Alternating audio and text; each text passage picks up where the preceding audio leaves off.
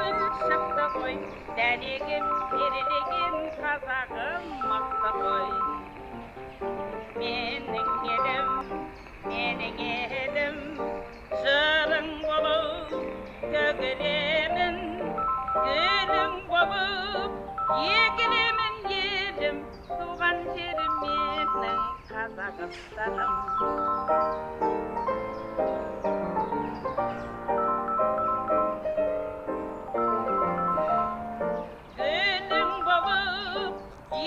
Alo. Алло, Данияр, қалайсың? Жақсы сияқты. Өзің қалайсың? Жаманмын. Бека қайда? Звондасам телефонын алмайды. Кеше сендермен жолығамын деп еді ғой. Жоқ, көрмедім Беканы. Если вдруг көрсем, бірден өзіңе айтам. Давай пока. Ей, тоқтай, давай пока дейсің, қуама? Алло? Қойып қойған несі?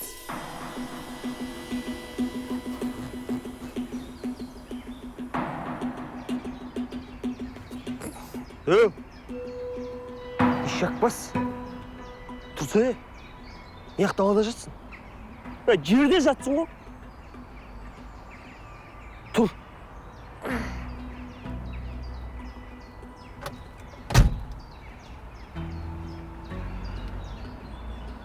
Макс. Макс. Тұрсай. Маржан хабарласып жатыр. Бека жоқ. Бекан өліп іздеп жатыр. Кеше біздің қасымызда еді ғой. Қайда кеткен?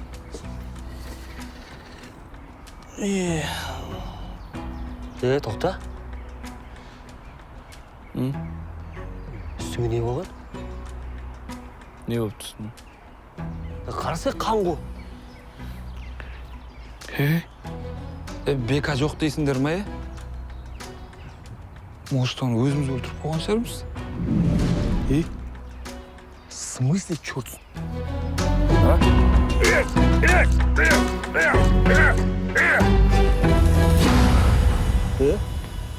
Досымыз шірейді өлтірмейтін шығармыз. Мына қан қаяқтан пайда болды онда менде, а?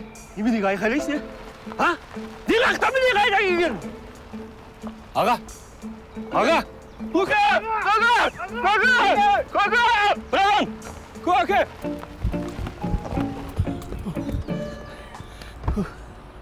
Bismillah. Hay balдар, сәжә жүрсіңдер ме? Алейкум ассалам. Братан, машинамызда заправкаға дейін сүйреп апарып тастаңызшы, өтініш. Заправка, жақын жері заправка жоқ қой, заправка ұзақ қой. Қайдан жүрсіңдер, кімсіңдер? Соны өзімізді білмей тұрмыз ше. Төрмен ішеп, естерін жоғалтсыңдар ма? Оны да білмей тұрмыз. Походу біреу ұрып әкеп тастады деймін. Қазір жаман адамдар көп қой, білесіз ғой. Қателеспе інім. Жалпылама топырақ шашпа, жақсы адамдар да бар. Бес осақ бірде емес. Көке, мысалы, ана қолыңызбен көрсеңізші. Какая разница, мынауың не? Братан, большая разница. Анау қолыңыз 2,5 саусақ бірде емес дегенге келіп тұр ғой. Тоқта, сен не мазақ қып тұрсың ба, или түсінбедім сені? Короче, вақытым жоқ, сенде мен бүйтіп мазақ қып тұрауға ше. Давай өздерің жетіп алыңдар бір нәрсе қып. Көке, бір минут. Қоя тұрыңдаршы. Көке, ренжімеңізші сен. Дұрыс емес қой, анау мазақ қып тұру адамды. Түсініп тұрмын. Мен үлкен кісілермен сөйлесе алмайды бұлар. Көке, былай келісейік. Сіз қазір біздің машинамызды сүйреп заправкаға жеткізіп тастайсыз. Біз сіздің еңбек ақыңызды төлейміз. Онда бұл бөлек әңгіме. Келістік па? Рахмет. Тұрыс бар ма машина? Багажда. О, ашылды.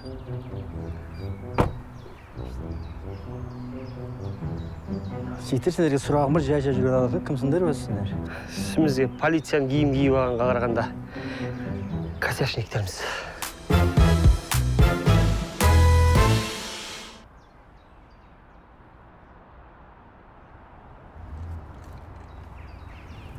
Жігіттер, хотя бы естерінде ештеңе жоқ па? Менің есімде тек мынау ғана қалды. Короче, мен сенің үйің алдына бардым.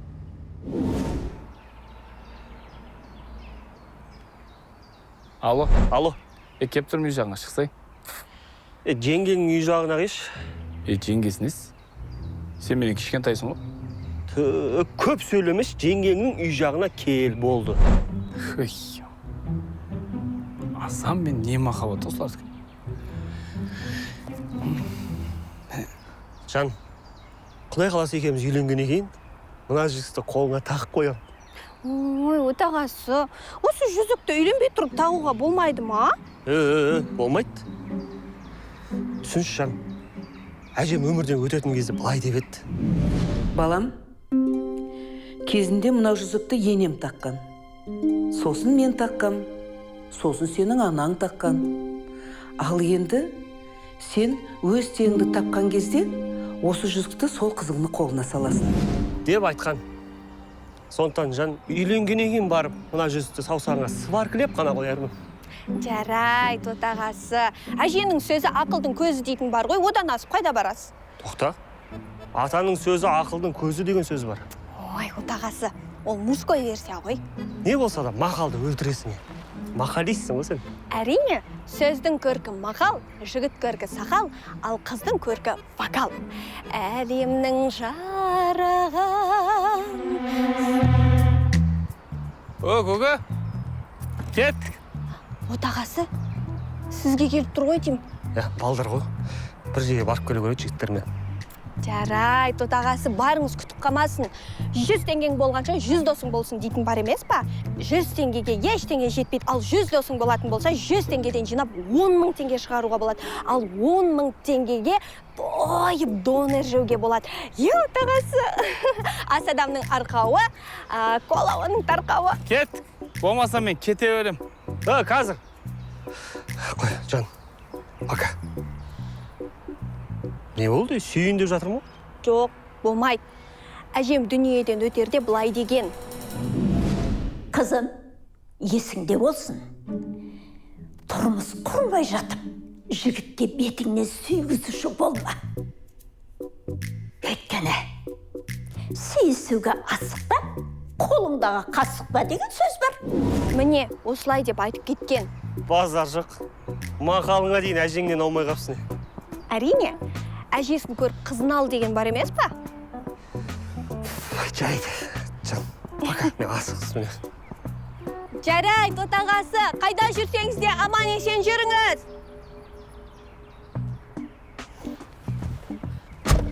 Осы еңіртпен жолыққан кезде мұжық бітесің де? Сендер біздің вайпты түсінбейсіңдер ғой. Вайпты түсінбегендер, ана подкаблықпен бала шағаны әкіп біту керек қой. Кеттік онда не қап тұрмыз? Кеттік.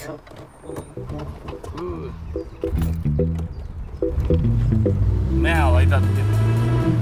Сонда ата балаларыңыз бір іздеп келмеді ме? Балам, жұмыстарының қолы босамай жүрген шығар. Бір сәті түскенде хабарласар. Оның сәтін күтіп жүре бермей өзіңіз бір хабарласпайсыз ба? Хабарластым.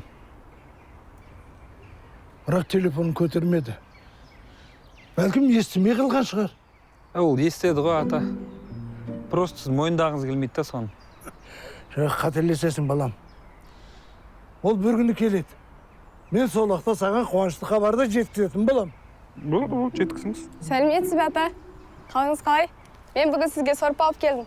Амансың ба шырағым? Несі нәуре болдың айналайын? Жоға ата, бұның не өрешілігі бар, бәрі дұрыс. Асықпай тойып тамағыңызды ішіп алыңыз. Жақсы болыңыз ата. Рахмет айналайын. Көп жаса. Мука, бүгін тағы екеуміз сорпа ішетін болдық. Муркаға бере бермей бірінші өзіңіз ішпейсіз ба? Не мені? Аш деп ойлайсыңдар ма? Мен аш емеспін. Мынау менің кемпірімнен қалған жалғыз естелі көзім осы. Бірінші осы шет, сонан соң мен ішем. Болды, ата әңгімесі жоқ. Ассалаумағалейкум, ата. Уағалейкум ассалам. Досымызды алып кетсек бола ма? Айналайын. Алып кетші, тіпті миымды ашытып жіберді ғой. Жүрсей кетті. Нең бар атам миын ашты? Миыңызды ашты жеді ма? Я. Сен де кетші айналайын. Барыңдар. Болды ата. Ешқандай сұрақ қойып миыңызды ашытпай қоя. Болды ата. Кеттік жүр. Ата, мысығыңыз да, өзіңіз де сау болыңыз, тақияңыз да сау болсын. Неге телефоныңды алмайсың? Азаннан бері екеуміз кезек хабарластық қоса. Есімнен шығып кетіп сол беззвукқа тұрып қалды ғой деймін. Ұмытып кеткенсің ба сен? Өткенде ақылдастық, квартира аламыз, FIFA ойнаймыз дедік қой бүгін. Ё-моё.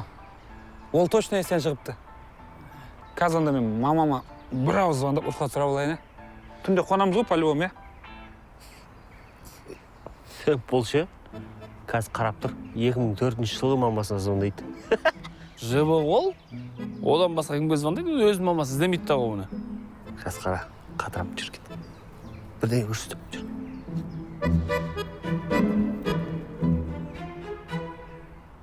Алло? Жаным, қалайсың? Жақсы өзің ше. Мен де жақсымын. Не ғой? Не ғой, тез айтшы. Жаным, бүгін балдармен кешке жиналып FIFA ойнаймыз дегенбіз ғой. Соған барсам бола ма? Оны неменеге мені сұрап жатсың? Бара бер. О, рахмет. Көсе мама ұрсады ғой. Жаным, кейін хабарласам. Жігіттер, ұят қой, мама ұрсады ғой, не қылдыңдар сендер? Мамаңа жан деп айтасың ба сен?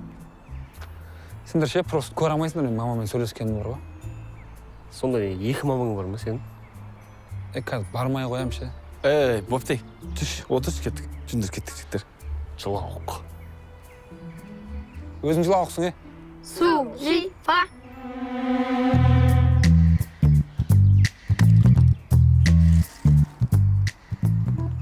Жолым.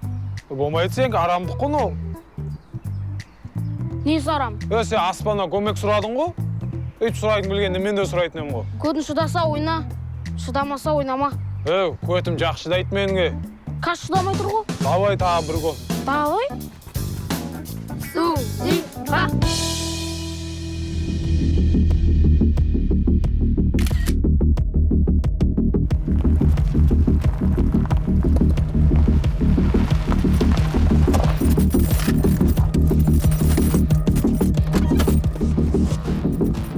Тоқташы сен. Тоқташы. Тоқта,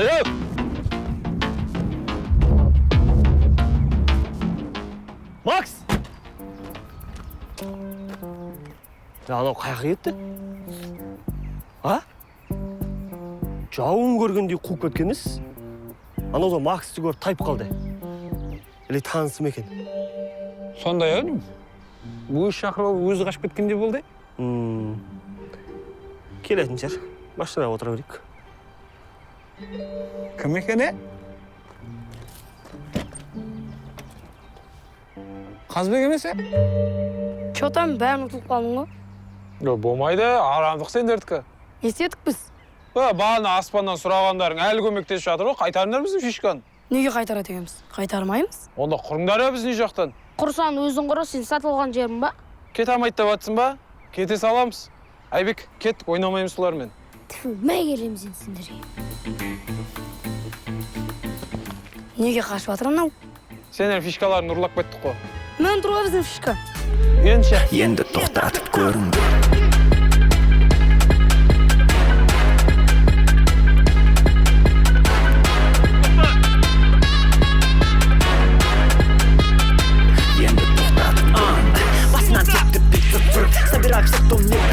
Бәрінде жизнь стать кайшей голод. Үшінші беттер точно болады. Жағдай қалай маған десе болады. Жинал десем мұндарым толы. Алыптар емес біз бірақтың тоны. Боротсарот қола қазақтарға. Көздер кетті бара-бара мөлдіреді. Қара-қара беттерінде жара-жара беттерден тағы-тағы оң жағында мары-тағы сол жағында қара бала жинал бәрі жаңа ғана. Қызметті қоймен ғана тауып берін таңдағана болады ма таңдағана. Артына бір қарағана жама келмей жылағана. Бүкіл елді ауыздарын аңқитып қарағана. Айналып жатыр, көз жанып жатыр.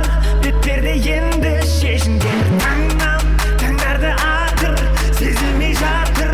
Уянды екінші кейіпкер.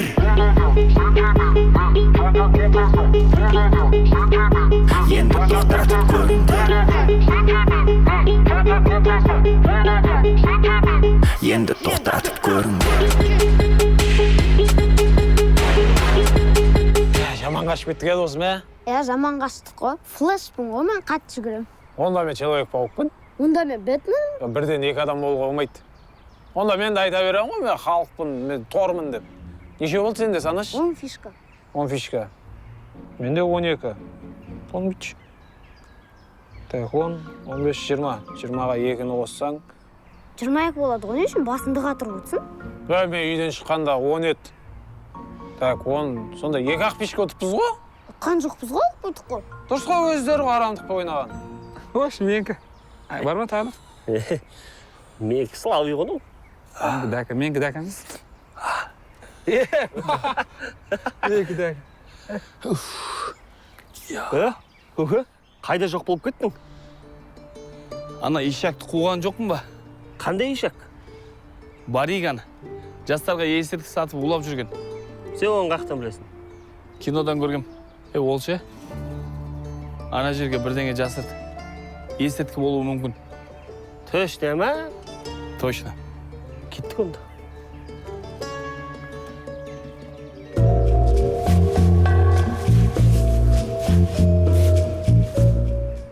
Охо.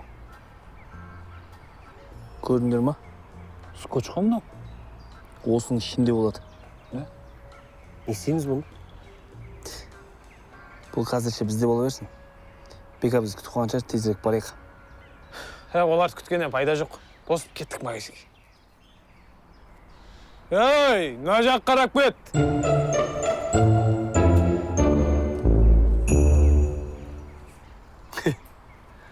Қазір қарап тұршы, бізді байқамайды өтіп кетеді, точно айтам.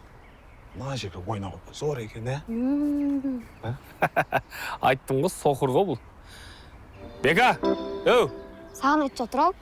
Саған айтып жатыр ау? Не болды, не керек?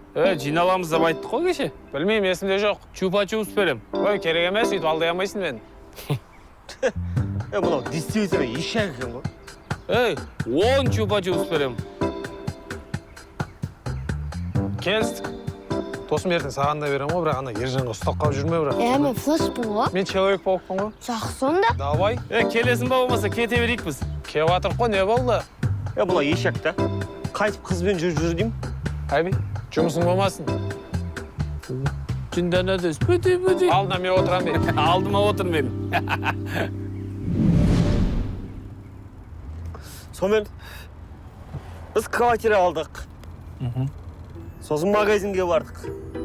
Ішетін, жейтін заттар алдық. Чупа-чупс алдық Бекаға. Ол да бар. Одан кейін не болды? Мына халге қалай жеттік біз? Так. Жігіттер, біз бір нәрсені ұмытып тұрмыз. Квартирада нақты не болды?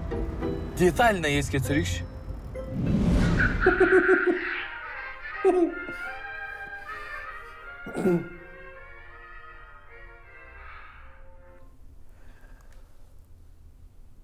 Мұна бәлеген кесірінен қанша жастар уланып жатыр ғой? Сонда бүгін бір адам өмірін құтқарып қалдық қой? Жоқ. Бұған тәуелді адамдар кез келген жерден тауып алады бұндайды. Бұлар тек түбімен ғана ұрту керек. Ана ешақ басып ғой. Туалетке түсіп кетті ме, немене бөлем? Ішім жаман ауырып жатыр. Мен де ішім ауырып отыр. Қазір туалеттен шыққан кезде мен кірем. Ойбай, таласу деген жоқ. Қума, очередке қара. Бірінші мен кірем. Освежитель жоқ па не?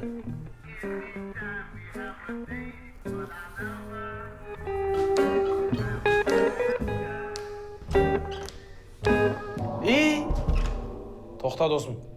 Не болды? Саған ол жерге баруға әлі ерте. Ерте? Иә. Өлімге кетіп бара жатқан жоқпын, кірем де шығамын. Болмайды. Неге? Болмайды деген болмайды да. Кім бір жігіт соң? Мәгір, шеше. Фуй, блядь! Малсың ба? Освежитель сеппейсің ба? Таппадық та соны. Рахмет, Акайжан. Өмірімді сақтап қалдыңыз сізге. Рахмет тұрың. Қайдығар дойымшы өттамыз. Қызматиздамыз. Турнир жіберейік та. Сіз суды ақ кезеңізші. Анан иіс шыққанға дейін бір турнир ойнатсайық. Табылған ақыл. Күтамын сізді.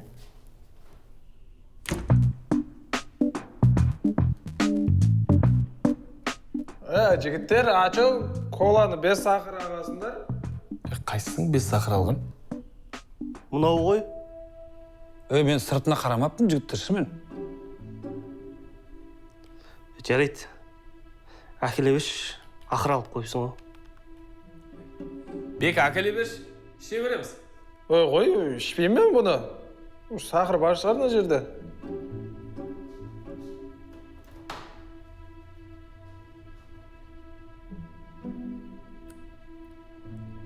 Сақыр бар екен.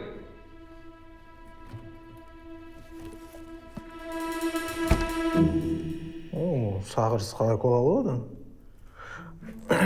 Вот, мына енді сақырым болды как раз.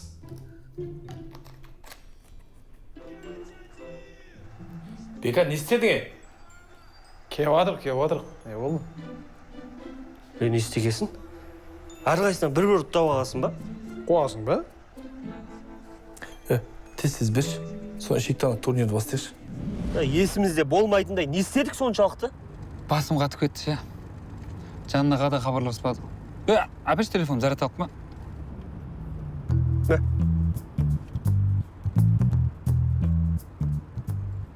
Еба, қана жігіттер. Не болды? Жанна 3 рет хабарласып. И чё? Шағырет қой? Айналайын. 3 пропущение деген ол 3-ші дәрежелі жаза. Не болды соншалықты? Жұмолдың заманында өмір сүріп жатсың ба? Дәрежелі жаза дейтіндей. Ұрмайтын шығар сол шақты. Ұрмаса болар еді. Алдын тойға рұқсатсыз кетіп қойғам ғой. Сол кезде 1 рет хабарласыпты. Сосын? Сосын 1-ші дәрежелі жаза былай болды. Не хабарласқанда алмайсың, а? Мен не? Сен қайда жүргеніңді ескеп білем ба? Тым болмаса ескертпейсің ба? Мүмкін тойда біреу сен көтіңді ұстаған шығар, а? Мен қайдан білем? Тойда мен тек тамақ жеп отырдым. Даже ешкіме билеген жоқ қой. Енді қайталанбасын. 1-ші дәрежелі жазаң мынау болса, 2-шісі не болды екен? Алдын музыкаға қойып, үй жинап жүрген ғой. Сол кезде 2 рет хабарласыпты. Так, дальше не болды? Дальше айтқым келмей тұр. Айта бер, досым, ешкімге айтпаймыз. Стукач емеспіз біз. Короче. Серік, сен неге маған 2 рет хабарласқызасың, а? Жан, үй жинап естімей қалып Мен саған айттым ғой 24-те 7 телефоның жанында болсын деп. Әдесе мен тыңдағым келмей ма? Тыңдаймын, Жан. Бүгіннен бастап тыңдайып, шынымды айтамын. Сонда не, осы уақытқа дейін тыңдамадың ба? Тыңдап келдім, Жан. Бүгіннен бастап қатты тыңдайып, шынымды кесірші. Солай вообще. Базар жоқ. Қызың жауыз екен сен. Жауыз демеңіз. Жалмауыз деңіз. Арасында жақсы жерлері де бар. Сосын былай болды, короче. Жан, өзіңе келдің ба? А? Я, келдім. Жылай өрмеші енді. Қыз емессің ғой? Жарайды, жыламайым. Бірақ енді қайталанбасын. Жарайды, енді қайталамайым. Кімнің бұл пошы? Сенің. А? Сенің бұл пашейіңмін. Бәсе сөйтсей. Жүр енді, үйіңе апарып тастайым. Өзім қайтам. Не? Өзім барсам бола ма, өтініш? Жоңа ақшаң бар ма? Саласың ғой кейін. Жарайды онда. Жеткесін хабарласа, жеттім деп. Понятно. Арасында адамгершілігі де бар екен, Жігіттер, мен табиғатқа қарап бір нәрсені ойланып тұрмын да. Нені? Жанна өзі Серікке 3 мәрте хабарласып ала алмаса. Серіктің ертең сағат 12-де жаназасы десей. Күлмеңдірші. Қазірше ұрыватса ажыратасыңдар ғой, Конечно, досым. Таяғы жегізіп қойып қарап отпайтын жерміз. Рахмет, жігіттер, сендім сендерге. Сенсей, досым, сенсей бізге. Оны қой беш. Бекан қайдан табамыз? Ана Маржанда шырылдап іздеп жатыр ғой Бекан.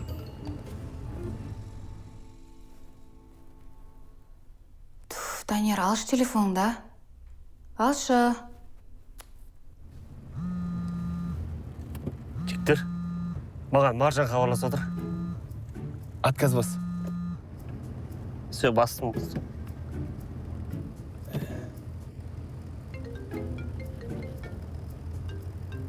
мына Маржан маған да звондап отыр. Короче, Беканы таппайынша ешкімге звондаса да алмауымыз керек. Жанна хабарлассашы. Кім звондаса да? Өлтіреді ғой мен. Қазір телефонды алатын болсаң, мен сені өлтірем. Түсіндің ба?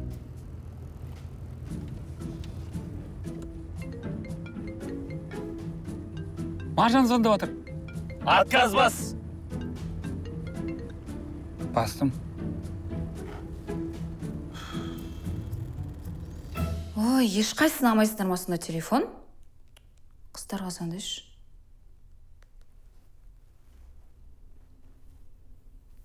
Қалайсыңдар қыздар? Жақсы, өзің қалайсың? Онша емес. Не болып қалды, тыныштық па? Бека жоқ, кешеден бері звондасам алмайды. Серікте жоқ, 3 рет хабарластым. Алмай жатыр, келсін өлтірем бар ғой. Қыздар, бір жерге жиналайықшы срочно. Болды, давай жиналайық. Мен қазір сендерге локация жүрем, сонда келіңдерші. Болды ғой, мен кейінен де шығамын ғой. Қыздар, кеше пирог жасағам ғой. Соны ешкім жемей жатыр да, соны сендерге апарайын ба, әлде итке бере саламын ба? Жеп қойыңдаршы. Еңлік соны ше, әуре қылмай етіңе бере саласың ғой. Ой, соны ит те жемей қояды ма деп ойлап тұрмын ғой енді. Не қысай? Болмаса топ тістесаш, бәле жаландар сонымен кетсін деп. Бопты? Қыздар, өтініш. Артық әңгіме керек емес. Қазір локация жүрем, келіңдер тез-тез. Бол, давай. Давай.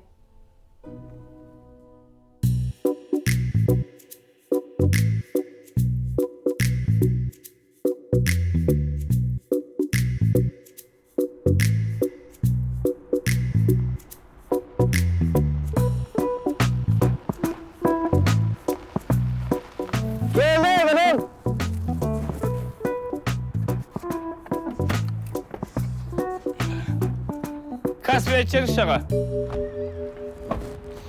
Так, Каспий номер. 705. Ой, Данияр, мен туалетке барып келейін енді. Бара берсей. Саған бір рұқсат сұра дедім ба? Әлде рұқсат сұрап үйреніп қалғансың ба? Ешкімнен рұқсат сұрамаймын мен. Қара, қазір есікті өзім ашам, өзім барып келемін. Свободный адаммын мен, білесің ба? Свободный адам. Свободный киімді алып жүрші, формамды ауыстырмасам. Қара, өзім түсіп бара тұрмай.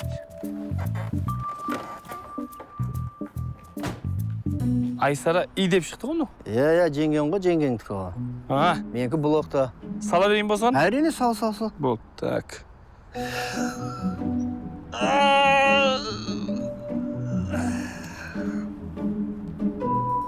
Қыздар, кеше Бек айтқан ғой маған төртеуміз жолығамыз деп. Даниярға азанда хабарластым. Қасымда жоқ дейді. Онда олар явно төртеуі бірге жүр. Мен білем ғой Максты. Бір жаққа шықса өмір телефон көтермейді. Точно. Максқа да хабарластың. Занят басыпсады. Айттың ғой, олар бір нәрсе бүлдіріп жүр, бірге жүріп төртеуі. Ал маған Сергештен ескерткен жоқ, да? Ол бір жерге баратын болса, міндетті түрде менен рұқсат сұрайтын. Жанна, сен сонда жігітіңді рұқсат сұрайтын дәрежеге жеткізіп қойғансың ба? Біле білсең, еркекті қинауға болмайды. Қазақ айтады, еркекке не көрсетсең, алдыңа сол келеді дейді. Ол ата-ана туралы мақал ғой. Тура келсе айта береді екенсің, иә? Білмеймін мен оқыған кітапта сөйтіп жазылған еді. Не істейміз енді, қалай байланысқа шығамыз аналарға? Мен Серікке хабарласып көрейін, көрші. Иә. 4-ші рет алмаса білмеймін енді.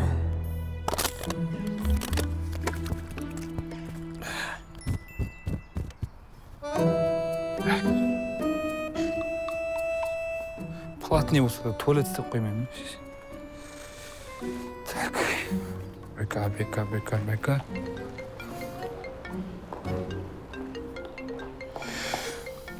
Алсам Бека өлтіреді. Алмасам Бека өлтірген үстінен кеп жанына өлтіреді. Привет, жаным, қалайсың? Серік, қайда жүрсің? Мен саған неше рет звондадым? Жаным, не ғой? Сылтауын кейін айтасың, қайда жүрсің? Сиіп шықтым, өзіңше? Мен қыздармен жүрім.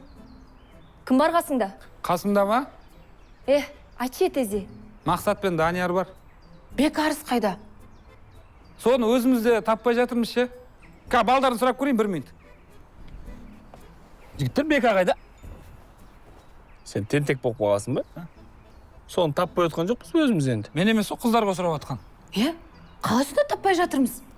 Мал мен саған ама дедім бұл телефонды. О, қалайсың, Маржан? Жаным сол, қалың қалай? Отағасы, сіз де сондасыз ба? Жақсы жаным, өзің қалайсың? Сағындым сені. Серік, қазір мен саған адрес жіберем. Тез жет. Қасыңдағылар да келсін. Хорошо. Пуф, неге өшірдің? Зорға хабарласқанда. Алмайды қазір телефондарын. Кел дедім ғой, Серікке келеді. Зор екен де сен жігітің кел десе келе салатын. Ой, қыздар, білем ғой мен Серікті. Келеді. Адрес жіберіп қойын. Келмесе ше.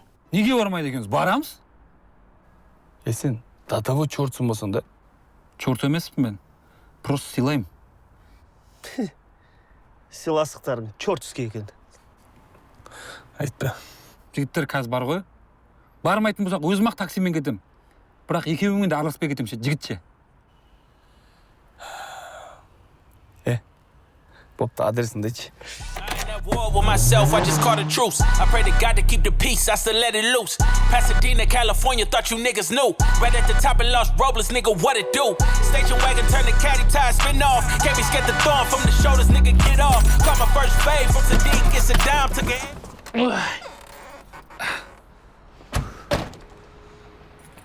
Макс, сен алдында жүрші, брат. Неге? Сен қалып келген, өзің жүр алдында. Болса, Данияр, сен жүрші. Неге мен жүруім керек? Сен ғой телефонды көтерген, өзің жүр.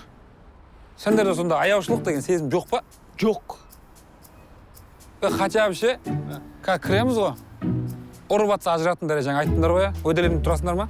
Иә, уайымдамай алдына түсші болшы. Ажыратыңдар, Жүш. Хорошо, ажыратыңдар. Жүре берші, кім Қалайсың, жаным? Жақсың, өзің қалайсың? Сәл жақсымын. А? Керемет көңіл күйім. Серік, Бека қайда? Семен жолғам деді ғой ол? Өзімізде таппай атым ше. Табамыз ғой, жігіттері. Табамыз, Алло? Иә, танейм Беканы. Громкость. Сол Бека біздің қасымызда. Егер достарын тірі көргілерің келсе, Беканың бізден алған қарызы бар. Соны алып келіңдер. Қанша сумма? 5 миллион. Доллармен ба? Теңге. Жарайды, адресіңді айтып барамыз. Адрес телеграмға жібердім. 1 сағат уақытың бар, күтем. Мына Бека деген бар ғой. Кімнен сонша ақша қарыз алып жүр? Жоқ, кімнен аған мейлі ғой. Неге алып жүр ол? Онша ақшаны қайдан табамыз? Мен анамның еміне шетелге алып барам деп жинап жүрген 3 миллион теңгем бар. Сол ақшаны берем. Бірақ қалған ақшаны не істейміз? Маған 1 миллион теңге шықты кредит. Онда мә, ломбардқа өткіз. Мә, мынаны алып өткізе сал. Онда менікінде ал. 4-те 1 миллион шығатын шығар. 4-шісі. Сонда Данияр ештеңе қоспай ма не? Төртеуің телефонын қосқанда 1 миллион асып тұр ғой. Не аласыңдар мен телефонды? Болып барыңдар іштес. Жақсы.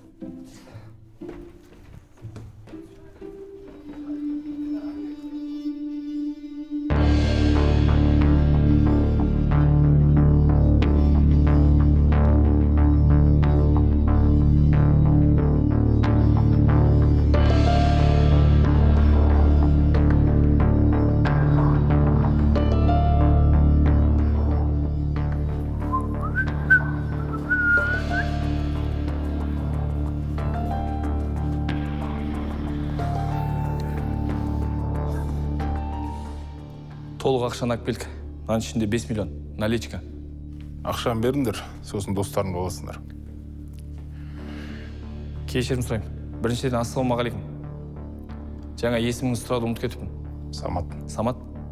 Танысқаныма қуаныштымын. Менің атым Мақсат. Ақшаны бермей тұрып бірінші Бека досымызды көрсек бола ма? Аман есен екеніне көз жеткізсек болды. Әрине егер мүмкін болса.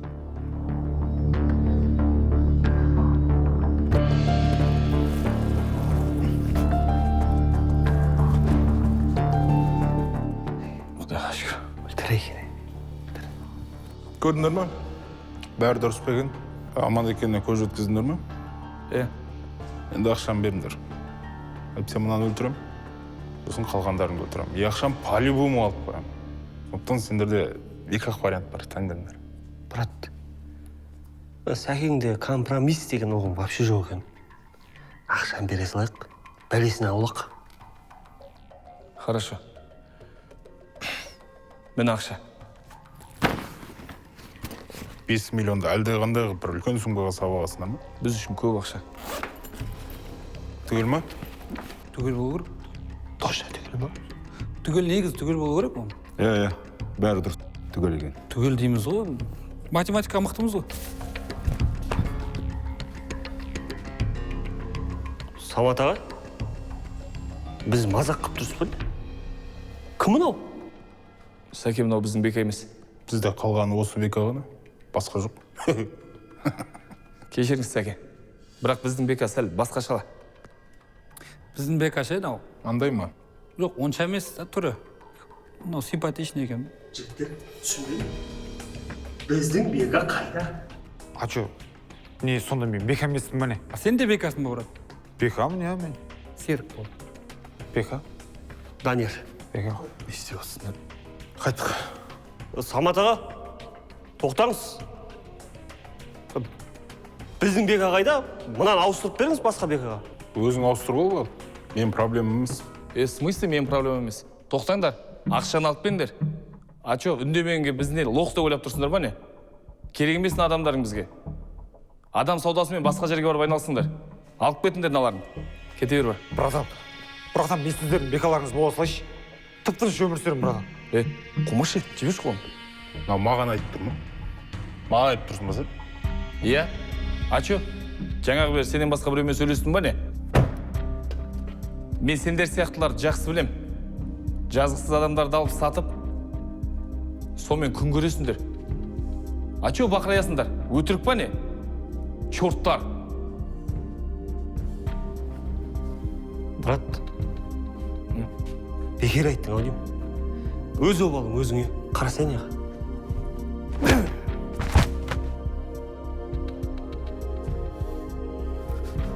Самат аға, мен ештеңе деген жоқпын, көрдіңіз ғой? Мынауға айтқан. Дұрыс қылдыңыз, жақсы ұрдыңыз, әдем ұрдыңыз, сауап. Мен бұл еще жай ұрғаным ма? Күшті ұрдыңыз, әдем. Айтсаңдаршы қалай ұратын? Жақсы ұрдыңыз. Рахмет сізге. Қыздар, не болып кетті? Звондаңдаршы біреуің жігіттерге. Жігіттердің қайсысында бар еді телефон өзі, а? Максқа звондашы. Громкосқа қойшы сөйт. Мына жүкті алмай жатыр ғой? Олар ақшаны алып, бір-бір қызбен кетті, я. Дәл осы жерде сәл логика деген нәрсені іске қосамыз да, еңгілік? Болмаса Даниярға хабарласшы. Громкость обязательно. Алло. Алло, Данияр, не істедіңдер? Саған нормальный бека таптың, красавчик деу. Өля? Не айтып тұрсың, Данияр? Кейін хабарласам, давай. Ей, тоқта, Макс қайда? Макс ұйықтап жатыр. Давай кейін хабарласам. Көрдіңдер ғой, мен айттым. Олар демалып жатыр, бір-бір қызды ұстап ап. Чота мен де сомнение ұстайын дедім. Олар беканы тығып қойып, ақша алып кету үшін бізге келіп кеткен ғой бағана. Қыздар, қазақ айтады ғой, итің жігіт болмасын, бірақ жігітің ит болсын деп. Сен жалпы дұрыс кітап оқып жүрсің ба? Может, біз дұрыс емес ойлап отқан шығармыз, қыздар, а? Күте тұрайық, өздері хабарласар. Бұл ешкімге хабарласпаймын. Қысқасы былай, жігіттер.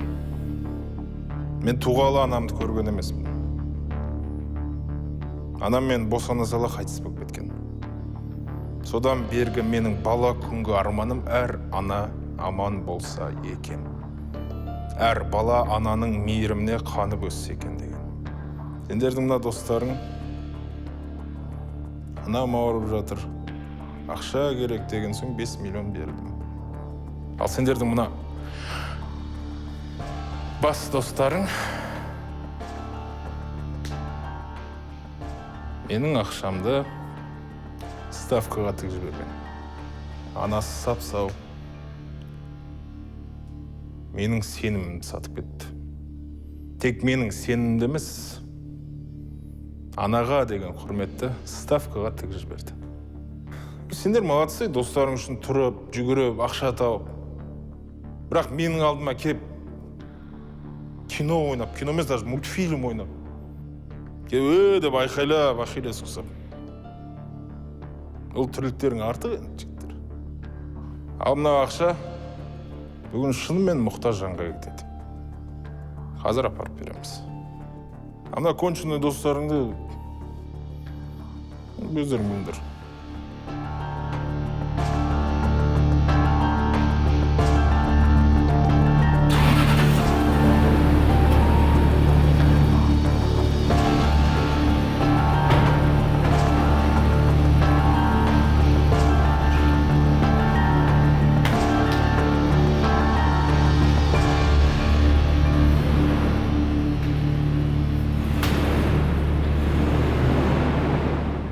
Жігіттер, мен дым түсінбедім. Сен номерін қайдан алған? Мен соңғы мүмкіндікте ойыма келген номерді айта бердім. Олар сені бәрі өлтірмейтін еді. Біз сені танымаймыз да. Бірақ мына бүгінгі ісіңнен кейін сені танымағаныма қуанып тұрмын. Біздің Бека олай істемейтін еді. Сен бүгін анам ауырып жатыр деп өтірік айттың. Ертең анаң шынымен ауырса саған кім сенеді? Кешіріңдер жігіттер. Болды, мен бәрін қоям, түзелем. Кеттік. Ең болмаса үйге жетіп тастаңдаршы. Жаяу бар. Анаңа не айтатыныңды ойланып барғаның дұрыс. Сосын. Өтірік айтпашы. Жігіттер, сәл ойланайықшы, біз бір нәрсені жіберіп алып тұрмыз ше. Бека қайда? Мен үстім жаңа қалай қан болды, неден қан болды? Сосын ше, полицияның формасы кімдікі? Сол шынымен кімдікі? Так, стоп. Қалтасын тексерейікші. Алшы бер.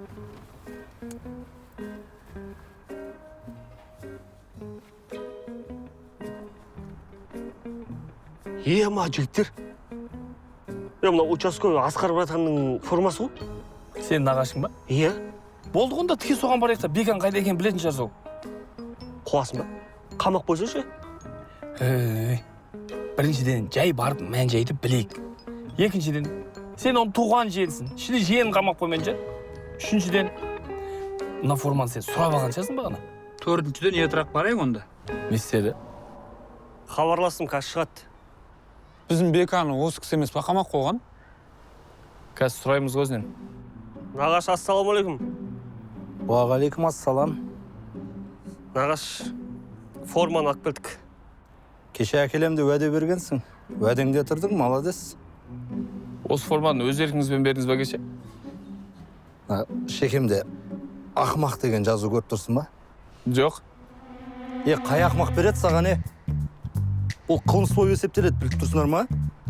Нағаш, мына форма бізде қайдан жүр? Сендер менімен ойнап тұрсыңдар ма шынымен? Асыге, біз шынымен кеше не болған білмейміз. Как будто бізге кеше күн болмаған сияқты. Кеше сен маған нағаша, срочно шаруа бар дедің. Дұрыс па? Мен келдім. Сосын былай болды. Хабарласым қазір келеді. Киімім точно берем ол. Нағашым ғой, бермей көрсін осы. Казил келеді. Ассалаумалейкум, нағаш. Уағалейкум ассалам, жиен. Қалайсың? Не болды, неге шақырдың? Нағаш, тема былай. Үстіңіздегі форма срочно керек. Бере тұрыңыз, ертең кеше әкеп тастайым. Сен шынсың ба? Бұл қызметтік форма ба? Бере алмайым. Не істемекшісің бұны? Полиция болып кейін көшедегі адамдарды қорқытамыз. Сен жынды болайын дедің бе? Өзіңмен қоса мен де қораға тығасың ғой сен, Сендердің көздерің неменеге қызарып кеткен? Шегіп алғасыңдар ма не? Нағаш, болмайтын әңгіме айтпаңызшы. Ешқандай нәрсе шеккен жоқпыз, ішкен жоқпыз, барлығы нормально. Миды ашпаңдар. Бір тексеруден өтейік, жүріңдер. Ешқайда бармаймыз біз. Нағаш, формаңызды беріңіз да, үйіңізге қайтсаңызшы. Не үшін беруің керек? Точно бермейсің ғой, Бермеймін? Точно ма? Точно.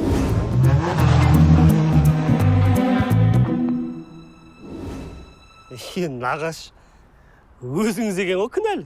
Бірден бере салмайсыз ба? Ойбай. Мен кінәлі болып қалдым ба енді сонда? Болды, қайтыңдаршы. Одан кейін бар ғой, дәл осылай болатын болса. Жиын екен деп қарап отырмаймын. Түсің ба? Кешіріңіз енді, нағаш. Біз негізі бар ғой, басқа мәселемен келіп едік сізге. Тағы немді сұрайын деп келдің? Бізге еш нәрсеңіз керек емес. Анау бека досымыз бар ғой, сол жоғалып кетті. Қайсы анау недоношный ма? Иә, сол. Кеше бірге едіңдер ғой. Нағаш, кеше бірге едік. Бүгін жоқ. Жүрген шығар майда балдармен ойнап. Алдын жоғалған кезде кешке келетін еді ғой. Нағаш, бұл жолы бар ғой, серьезно жоқ болып кетті.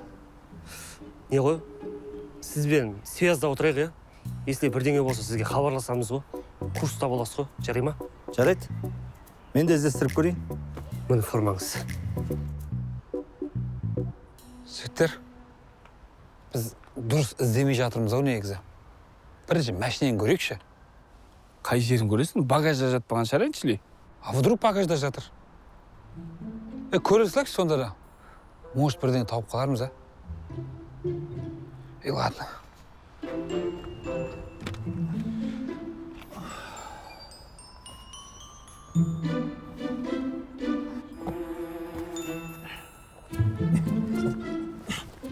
Таптым! Беканы ма? Жоқ. Бека сыймайды ғой жерге. Телефон таптым. Ой. Бірақ заряд өліп қапты. Зарядчик бар ғой, Алдында бар. Еба. Қараңдар. Еба. Мынау сенің нағашың емес пе түрсейде тұрған? Так, ана видеоны қойшы.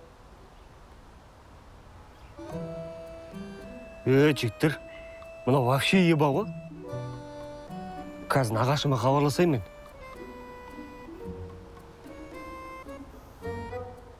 Алло, нағаш. Сіздің WhatsApp-ыңызға қазір бір видео жіберем. Сол видеодағы жігіттің түрін көріп, адресін тауып беріңізші. Не видео? Зорлық-зомбылыққа байланысты. Короче, нағаш, сізге жіберген видеоны ешкім көрмей-ақ қойсын. Біз бір нәрсені бүлдіріп қойған сияқтымыз жота. Видеода түрі анық көріне ма? Иә, анық. 2 минутта саған барлығын біліп берем. Чо там не дейді? Қазір жіберем дейді. Сәл күте тұрайық. Ана видеода анық көрініп тұр ғой, менің қинап атқаным, біреуді өлтіріп қоймаған болсақ бұл. Айттым ше. Точно өлтіріп қойдық біреуді. Қамаламыз енді. Қумашы, мен примерно деп атым саған. Примерно қамаламыз онда. Жігіттер, жіберді адресті. Кеттік. Отырыңдар, кеттік. I ain't at war with myself, I just caught a truce. I pray to God to keep the peace, I still let it loose. Pasadena, California, thought you niggas knew. Right at the top of Los Robles, nigga, what it do? Station wagon, turn the caddy tire, spin off. Can't be scared to thorn from the shoulders, nigga, get off. Caught my first fade from Sadiq, it's a dime. Took an L, but it's cool, wasn't scared, so I'm fine. Ain't no looking like a picture from the dad and my mom, huh?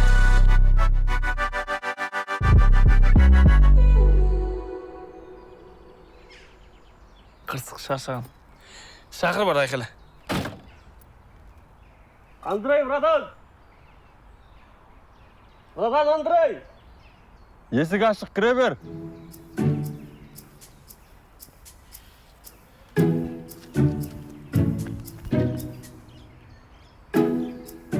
Ассалаумағалейкум. Уағалейкум ассалам. Братан, мына видеодағы сіз ба? Мен? Сендер кешегі жігіттер емессіңдер ма? Иә, солармыз ғой. Сендерде мүлде аяушылық деген жоқ екен, Шынымен кешіріңізші аға. Біз кеше не болған өзіміз де білмейміз даже. Сол бізге не болды басынан соңына дейін айтып беріңізші. Не болғанда кеше мен үйге жете алмай тұрғанмын ғой?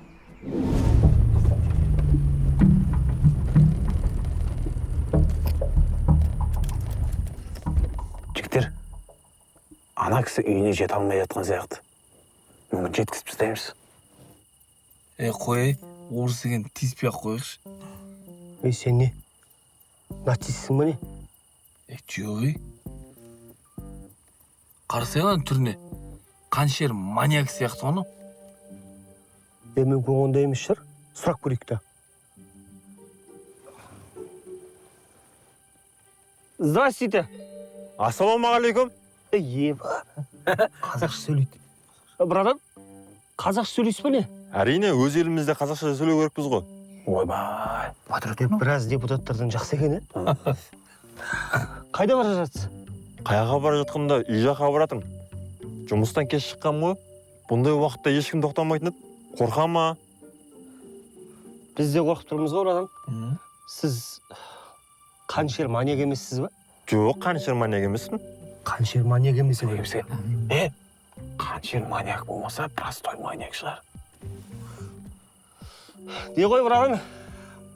Сіз простой маньяксыз ғой, Мүлде маньяк емеспін. Мүлде маньяк емес. Маньяк емес. Не істейміз? Братан, сізді үйіңізге дейін жеткізіп тастайық. Бірақ бір шартымыз бар. Біз жігіттер сәл қорқып тұрмыз да, аяқ қолыңызды байлап апарып тастаймыз үйіңізге. Келістік па? Әрине, апарып тастасыңдар болды. Кеттік онда.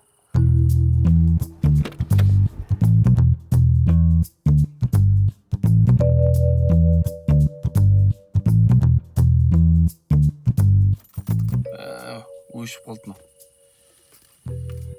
Қалдық па не? Айдалада ма? Итермейміз бе не? Жігіттер, менше? Братан, осы сізге сұрақ. Неге сіздер сүндетке отырмайсыздар? Білмеймін, бірақ сүндетке отырған жақсы ғой. Таза жүресің. Сіз отырғасыз ба? Жоқ, енді отыратын жарым. Сіз балтамен шаппаса, пышақпен өтпейді ау? Негізі қашан отырамын деп жоспарлап отырсыз? Уақыт болмай жүр, жұмыс көп. Болмаса онда өзіміз-ақ отырғызасақ та? Қойыңдар жігіттері. Оның хирург істеген дұрыс, сендердің қолдарына келмейді да ғой. Қайби? Смыслы қолдарынан келмейді? Сөзіңе жауап бересің ба сен? Досым, мынау бізге сенбей тұр ғой? Братан, сенің хирургыңнан мықтымыз атаға. Бергейші бер. Пека, барда ана багажда аптечка бар, соның ішіне спиртпен мақтап кетші. Давай, кетші бар. Болт, жігіттер, сенің қолдарынан келеді. От, сенген болса енді оған дәлелдеу керек, Абайла досым, дауысы қатты шығып кетмесін. Ойыңдама. Сен музыканың дауысын қатты шығар. Қатты шығарса қатты.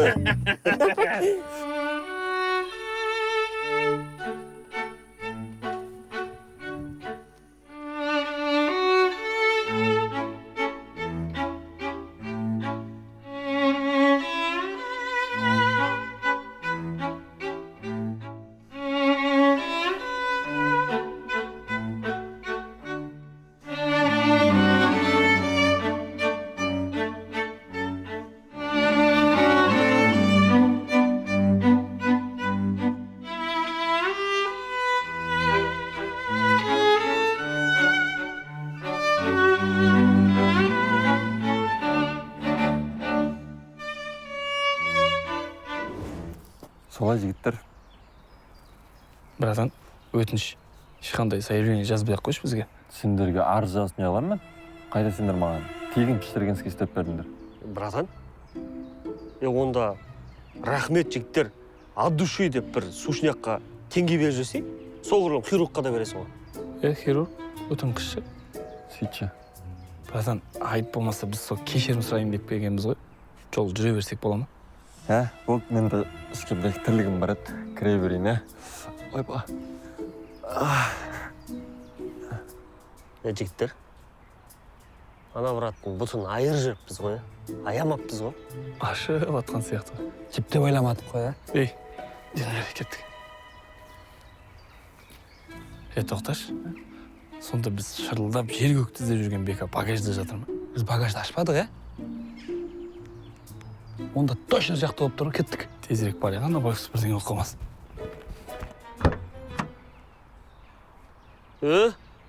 Мынауың әдемі жатыр ғой? Тұр. Таң атманы. ишакпас. Сені бәріміз іздеп жүрміз ғой. Іздесең ашпайсыңдар ма багажды? Іздей жүргенше. Сен айқайламайсың ба? Мен қараңғы болғанға түнегенде ұйықтай беріппін ғой. Сені маржан шырылдап іздеп таппай жүргенін білесің ба? Таптық деп айтсаңдаршы онда. Айтқанға сенбейді олуш. Апару керек сені. Кеттік. Жүр кеттік.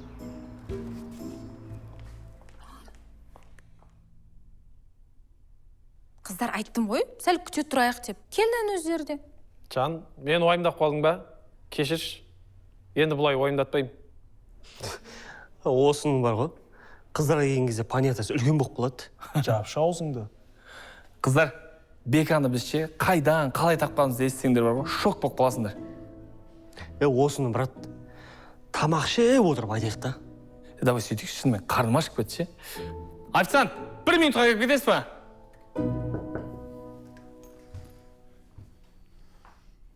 Майра апай, сәлеметсіз ба? Сәлеметсің бе? Сіз балалар үйінде жұмыс істедіңіз ғой? Иә, бірақ сені танымадым. Самат ғой? Самат, құлыным, қалың қалай? Аман, өзіңіз қалайсыз? Сізді соңғы кезде ауырып жүр деп естідім. Жақсы, бәрі жақсы. Сізге көмегім болсын. Алыңыз.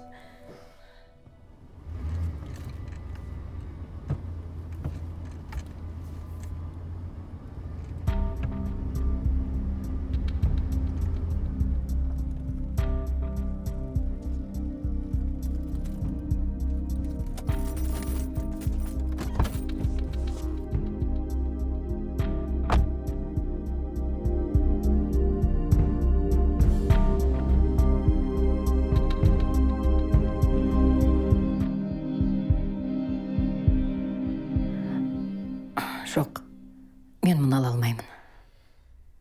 Бұл менің сізге деген қарызым. Балалар үйіндегі менің қараңғы күнімді жарық еткен сіз. Сондықтан қолымды қайтармай алыңызшы өтінем. Мама. Бұл кісі? Мақсат, сіздің ұлыңыз ба? Иә, менің ұлым. Жақсы тәрбиелепсіз. Досқа адал, нағыз жігіт. Ал рұқсат болса мен жүрейін онда. Самат, отырып шай ішейік. Келесі жолы міндетті түрде жақсылап отырып шай ішеміз. Ал сау болыңыздар. Жарайды, аман бол. Келіп тұр, жарай ма? Мақсат, қазір ғана Самат ағаң менің емеме деп нақшаны беріп кетті.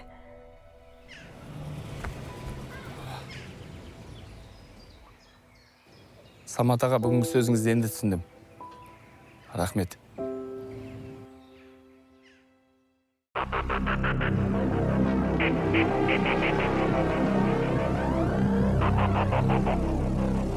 Thank you.